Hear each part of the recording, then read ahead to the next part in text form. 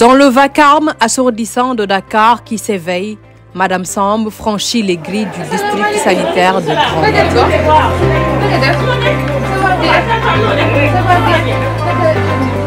Là, entre des murs qui gardent des secrets et la lumière crue des néons, la vie l'attend. Sage-femme depuis 20 ans, elle se tient debout dans un système qui vacille. 20 ans à entrer dans des salles d'accouchement comme on entre dans un monde suspendu. Elle a vu naître des centaines, voire des milliers d'enfants. Parfois dans la douleur, dans le silence, souvent dans l'urgence. Chaque matin, c'est la Badianou Gor, cette dame qui fait office de marraine, qui sensibilise d'abord les femmes. Elle parle de santé maternelle, de contraception, de suivi de grossesse, de ces choses qu'on chuchote trop souvent, comptées par gêne ou par peur.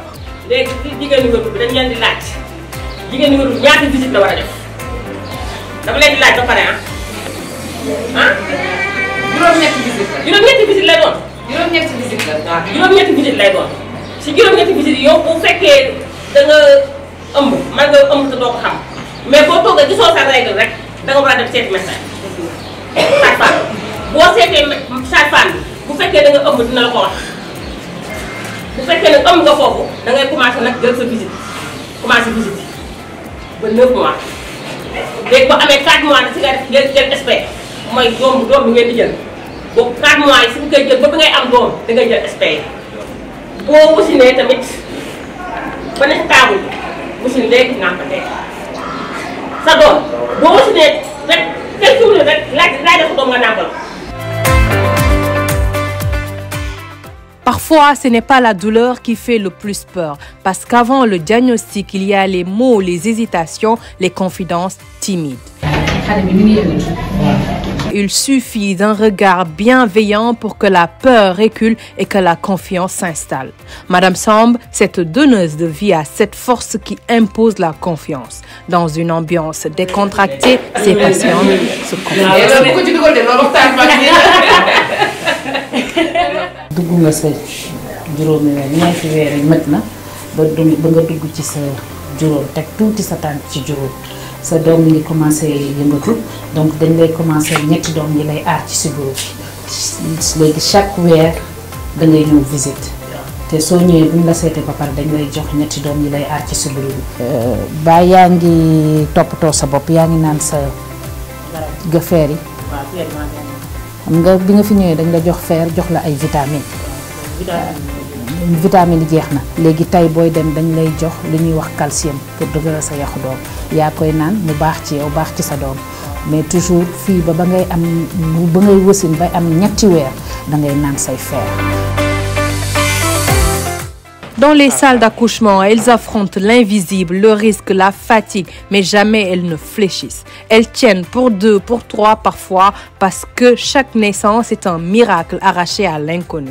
Être sage-femme, c'est se tenir au seuil entre l'attente et la délivrance avec la foi, tenace que malgré tout.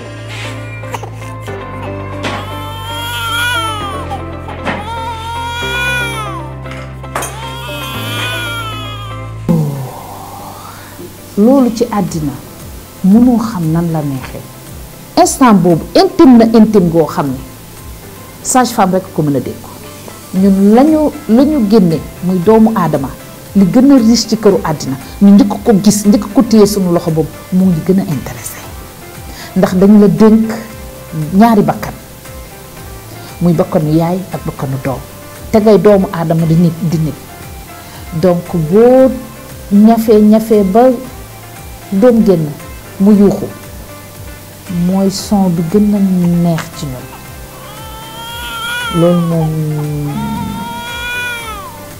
ñun sage-femme xam nañu ban importance la am ci ñun.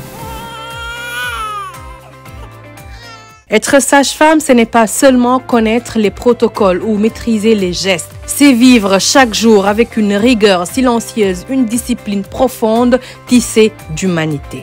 La discipline, c'est cette force invisible qui les pousse à se tenir droite quand tout vacille, à rester concentrés dans les tumultes, à garder la tête froide quand le cœur se serre, à écouter, à observer pour intervenir au bon moment.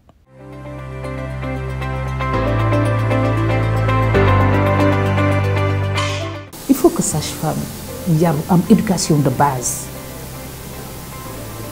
boo yaroo ci am éducation de base ba pare bien formé du n'importe qui rek moo war a tëppëgg dëngam nekk sage-femme la gëmal li ngay gëm bëggal nekk sage-femme yarul respecter nit ñi amal bagage intellectuel compétental et ça passe confiance bi da nga koy gagner te boo xasee ba gagner confiance bi loo def dañ lay accepter su ma génnee dañuy wax ñu ngi lay sonal de ñu ngi lay sonal de voilà au lieu ñu révolté wu au lieu ñu mer yàgg nañ fi non non non non man la ñuy yërëm mais yéen la ñuy voilà.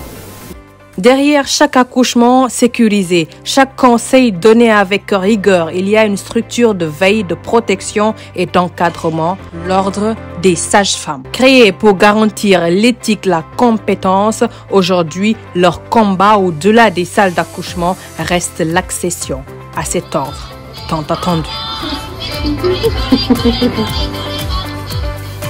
lu tax ak fan la mën a bloqué wu ba mënuñu ko jot léegi te saa ñu demee ñu yaakaar loolu te li ñu war a def yépp def nañ ko mais vraiment suñu ordre bi buñ ñu ko joxoon dinañ mën a gën a jàppaat gën a liggéeyaat pour diminuer la mortalité maternelle et néonatale et pour ñu gën a dëgër il faut que ñu am suñu ordre pour mën a bépp sage-femme bu doxalul yoon ñu mën la corriger bépp sage-femme bu manqué compétence ñu mën a yokk say compétence mën a doxal mën a comme son nom l'indique lépp jaar yoon ordre bi leer na. Au Sénégal, dans ces districts souvent oubliés des budgets, les sages-femmes sont les gardiennes du miracle. Des femmes solides, invisibles parfois, mais sans qui rien ne commencerait.